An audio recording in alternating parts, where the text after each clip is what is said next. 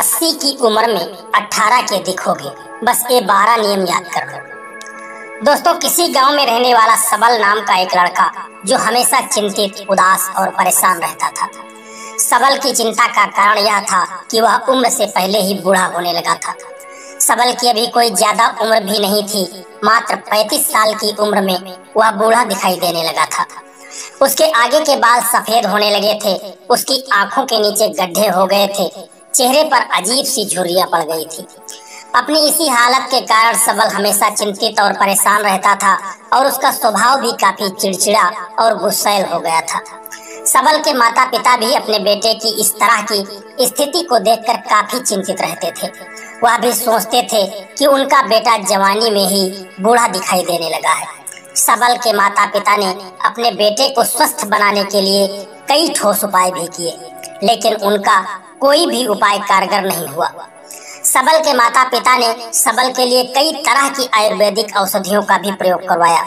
बड़े बुजुर्ग और अनुभवी लोगों की जितनी भी बातें थी, सबका उन्होंने पालन भी करवाया, लेकिन सबल के ऊपर इसका कोई भी असर नहीं पड़ रहा था।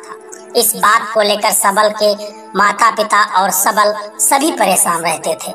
फिर एक दिन की बात है कि एक व्यक्ति सबल के घर पर आया और कहने लगा कि यहाँ से कुछ दूर पर एक साधु बाबा आए हुए हैं, जिनकी उम्र तो 80 साल की है, लेकिन वह उम्र में 18 साल के दिखाई दे रहे हैं। ऐसा लगता है कि जैसे उनके शरीर पर बुढ़ापे का कोई असर ही नहीं है, जैसे उनके शरीर में बुढ़ापा रुक सा गया है। मैंने लोगों को कहते हुए सुना है कि यह साधु बाबा बड़े ही अनुभवी है और यह कुछ ऐसे नियमों के बारे में भी जानते हैं जिनका पालन करने के बाद कोई भी व्यक्ति 80 की उम्र में 18 साल का जवान दिखने लगेगा। उस व्यक्ति ने सबल के माता पिता से कहा कि यदि मेरी बात मानो तो तुम भी सबल को लेकर के उसी साधु के पास चलो। वह साधु बाबा सबल के लिए जरूर कोई न कोई उपाय बताएंगे। दोस्तों, यही सोचकर अगले दिन सुबह सबल और सबल के माता पिता उस साधु की कुटिया में पहुंचे। वे तीनों साधु बाबा के पास पहुंचकर सबसे पहले तो साधु बाबा को दंडवत प्रणाम किया और बोले कि मुनिवर, ये मेरा इकलौता पुत्र है, इसके सिवाय मेरी कोई औलाद भी नहीं है। अब हमारी उम्र तो बुढ़ापे की हो चली है। मेरे बालों का पकना, दांतों का गिरना, आंखों के नीचे काले धब्बे का आना, शरीर में त्वचा में झुर्रियां पड़ना, यह तो बुढ़ापे के लक्षण है। लेकिन मेरा पुत्र जो जवानी में ही बूढ़ा दिखाई देने लगा है, इसकी उम्र मात्र 35 साल की है, फिर भी उसके बाल पक गए हैं, इसके दांत कमजोर हो गए हैं, इसकी आंखों से इसे कम दिखाई देता है, आंखों के नीचे काले घेरे बने हुए हैं, इसकी त्वचा में झुर्रियां पड़ गई हैं, यह जवानी में ही बूढ़ा दिखाई देने लगा है। मेरी चिंता का सबसे बड़ा कारण यही है कि मेरा पुत्र जवानी में ही बूढ़ा होने लगा है। अब आप कृपा करके मुझे कोई ऐसा मार्ग बताइए कि जिससे मेरा पुत्र दूसरे लोगों की तरह अच्छा और स्वस्थ जीवन जी सके। साधु महाराज ने सबल के पिता की बातों को बड़ी ही गंभीरता से और बड़े ध्यान से सुना और फिर मुस्कुराते हुए कहने लगे कि आयुर्वेद में स्वस्थ जीवन जीने के लिए कई नियम बताए गए हैं और वह सभी नियम व्यक्ति को जवान और स्वस्थ बनाए रखते हैं। लेकिन आज मैं तुम्हें आयुर्वेद के 12 ऐसे नियमों के बारे में बताऊंगा जिनका पालन करने के बाद कोई भी व्यक्ति उम्र से पहले बूढ़ा नहीं होगा। यदि आप अपने बेटे सबल को इन 12 नियमों का पालन करवाते हैं तो वह भी एक अच्छा और स्वस्थ जीवन जी सकेगा और जो भी व्यक्ति इन 12 नियमों का पालन करेगा वह 80 साल की उम्र में 18 साल का दिखने लगेगा। उस साधु ने कहा कि सबसे पहला नियम है तनाव मुक्त होना।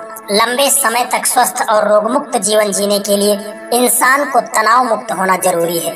आप चाहे कितना भी अच्छा भोजन कर लें, चाहे कितनी भी पौष्टिक चीजों से भरपूर चीजों को अपने भोजन में सम्मिलित कर लो और चाहे कितना भी आप व्यायाम कर लो, लेकिन यदि आपके जीवन में तनाव है, आपका मन बीमार है, आप अंदर से खुश नहीं हैं, तो वह पौष्टिक भोजन आपके शरीर में कोई काम करने वाला नहीं है और न ही आपके व्यायाम आपके शरीर के लिए कोई काम करने वाले हैं। हमारे शास्त्रों में कहा गया है कि स्वस्थ तो वही व्यक्ति है जिसका मन प्रसन्न है। मानसिक स्थिति सही न होने पर उसका असर शरीर के हर अंग पर पड़ता है। ऐसे व्यक्ति का पाचन तंत्र खराब रहता है, ऐसे व्यक्ति को ठीक से नींद नहीं आती है, ऐसे व्यक्ति को सही से भूख भी नहीं लगती है। इसलिए हमें कभी भी अनावश्यक रूप से चिंता और तनाव में नहीं पड़ना चाहिए। लेकिन चिंता और तनाव, परेशानियां आती क्यों हैं? इसका सबसे बड़ा कारण है हमारा गलत आचरण, अनुशासनहीनता और अनियमित इंद्रिय भोग। अगर इंसान अपनी आदतों में सुधार लाए और नियमों का पालन करे और अपनी बेवजह की इच्छाओं और वासनाओं पर नियंत्रण रखे, तो उसके जीवन की आधी से ज्यादा चिंता और समस्याएं अपने आप ही समाप्त हो जाती हैं। तो सबसे पहला नियम है चिंता और तनाव से मुक्त रहना। इसके लिए व्यक्ति को अपनी आदतों में सुधार लाना होगा। उस साधु ने कहा कि इंसान को लंबा जीवन जीना और स्वस्थ रहने के लिए दूसरा नियम है कि आप जब भी बैठें तो अपनी रीढ़ की हड्डी को सीधा करके बैठें और गहरी सांस लेने की आदत डालें। हमारा उठना, बैठना, चलना, श्वास लेना और लेटना, इसका हमारी उम्र पर सीधा असर पड़ता है। इसीलिए सीधा बैठने की आदत डालो। सोते समय भी हमारी रीढ़ की हड्डी सीधी होनी चाहिए। ऐसा करने से हमारे शारीरिक अंगों पर बेवजह का भार नहीं पड़ता और वह लंबे समय तक काम करते रहते हैं। इसके साथ ही पेट से भरकर गहरी सांस लेना इंसान को लंबे समय तक जवान और स्वस्थ बनाए रखता है। तीसरा नियम है आपको अपने सोने का, उठने का, खाने का समय निश्चित करना।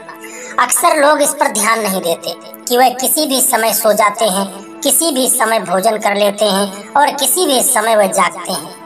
यही सबसे बड़ी गलती होती है और इसका सीधा असर हमारे शारीरिक स्वास्थ्य पर पड़ता है। दोस्तों, आयुर्वेद के अनुसार हमें रात्रि में जल्दी सो जाना चाहिए और सुबह ब्रह्म मुहूर्त में लगभग 4 से 5 के बीच में जागना चाहिए। रोज एक ही समय पर उठने सोने पर शरीर के सभी अंगों के कार्य प्रणाली बेहतर कार्य करती है। साथ ही इस नियम का पालन करने से हमारा भोजन भी आसानी से पच जाता है और सुबह हमारा पेट अच्छी तरह से साफ हो जाता है, जिससे कब्ज की समस्या पूरी तरह से नष्ट हो जाती है। हमारी आंतों में जमा हुआ मल बाहर निकल जाता है। जब पेट में भोजन सही से पचता नहीं है तो कब्ज की समस्या होती है, जिसके कारण कई तरह की बीमारियां होती हैं। इसी कारण से त्वचा में झुर्रियों व रूखापन आता है। इसलिए यदि लंबा जीवन जीना चाहते हो तो सोने, जागने और भोजन करने का समय निश्चित रखिए और यह नियम का पालन करिए, क्योंकि जिस व्यक्ति के जीवन में न तो सोने का समय है और न तो जागने का समय है और न तो खाने का समय है, वह कभी भी सोते हैं, कभी भी खाते हैं और कभी भी किसी भी समय जागते हैं। ऐसे व्यक्ति बहुत ही जल्दी बूढ़े हो जाते हैं और अपना पूरा जीवन जी नहीं पाते। इसलिए जीवन में अनुशासित रहो। साधु महाराज ने सबल और उसके पिता से कहा कि चौथा नियम है अपनी भूख से थोड़ा कम भोजन करो। एक कहावत है कि कम खाओ और गम खाओ। गम खाने वाले व्यक्ति के जीवन में अनायास चिंता और तनाव नहीं होता और कम खाने वाले व्यक्ति के जीवन में कभी भी पाचन तंत्र उसका खराब नहीं होता। इसीलिए कम खाने वाला भी सुखी रहता है और गम खाने वाला भी सुखी रहता है। आयुर्वेद में एक कहावत है कि जो कम खाएगा वह लंबा जिएगा। इसका मतलब है कि जो व्यक्ति अपनी भूख से थोड़ा कम भोजन करता है वह लंबे समय तक जीवन जीता है। और इसका कारण है कि जब भी हम अधिक भोजन करते हैं तो हमारे पेट में भोजन को पचाने वाले जो पाचक रस निकलते हैं वह पर्याप्त नहीं होते, जिससे हमारा भोजन पचने के बजाय हमारी आंतों में सड़ने लगता है और बहुत से विष पैदा करता है, जो रक्त के माध्यम से हमारे शरीर में मिल जाते हैं और तरह तरह की बीमारियों के रूप में वे बाहर आने लगते हैं। इसीलिए भोजन जब भी करें तो कम मात्रा में करें। कम भोजन करने वाले व्यक्ति का शरीर आलस से, थकान से मुक्त रहता है। इसलिए भोजन कम मात्रा में ही करना चाहिए।